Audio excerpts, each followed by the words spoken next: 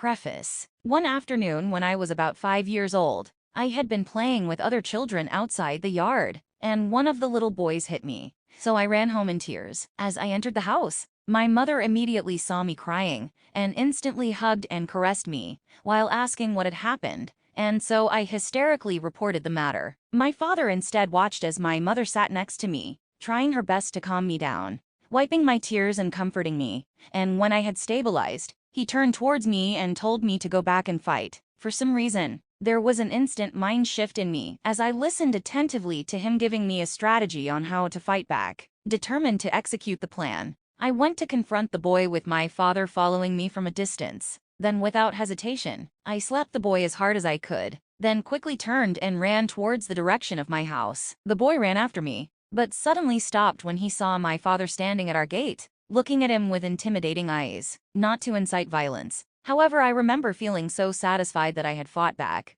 because had I remained in the house and played the victim, I would have never understood nor experienced the feeling of standing up for myself so early on in life. I tend to reference this incident whenever faced with a dichotomy, because it helped me understand that life is not really black and white. Most of the solutions to our problems, or a way forward to stumbling blocks, lies in the gray area, where the coexistence of both positive and negative attributes poses great possibilities. Having the ability to transmute fear into courage is one of the fundamental principles of life, and to some extent, the nature of economics centers around solving dichotomies through the transmutation of two extremes at varying degrees. Duality is prevalent in economics, from unraveling the manner of conducting business humanly to discerning the extent in which government intervention is essential in the free market system. All our solutions are in constant transmutation, since facts are forever evolving as the world advances. Therefore, our duty as individuals and society lies in the ability to rid our attachment to redundant doctrines, together with the mistrusted prospect of something else working. Such counterbalancing advances society as we get over ways in which we are divided and return to a balanced outlook of reality.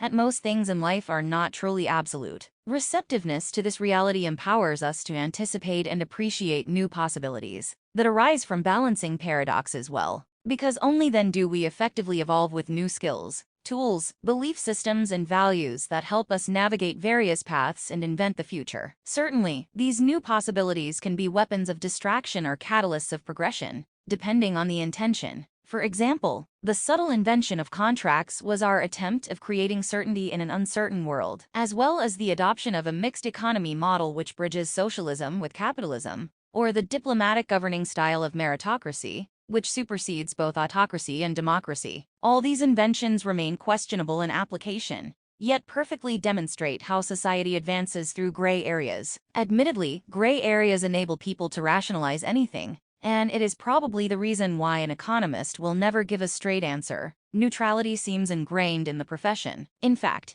you know someone is an economist when their immediate response to a direct question is always, "It depends." For this reason, I share my opinion as an economist of learning through applying a nuanced approach to understanding contexts, which does not discount gray areas, or else I believe the lesson would be missed. This is the secret to becoming a proficient economist: understanding context, which prevents one from holding on to doctrines that no longer work when facts change, but accepting that everything that is true today could be false tomorrow, or replaced by a better truth, thus not attaching one's identity to theories. In the book Poor Charlie's Almanac, it is written that you learn economics better if you make Adam Smith your friend. So if you go through life making friends with the eminent dead who had the right ideas, it will work better for you in life and work better in education. It is way better than just giving the basic concepts. Thus, understanding concepts by tying them to the source is the reason I personalized this book. I am allowing you inside my mind and life as a friend gives delight by hearty advice. Furthermore, the privilege we gain from learning from those who came before us earns us the responsibility to pass down the knowledge to those who come after us. Therefore,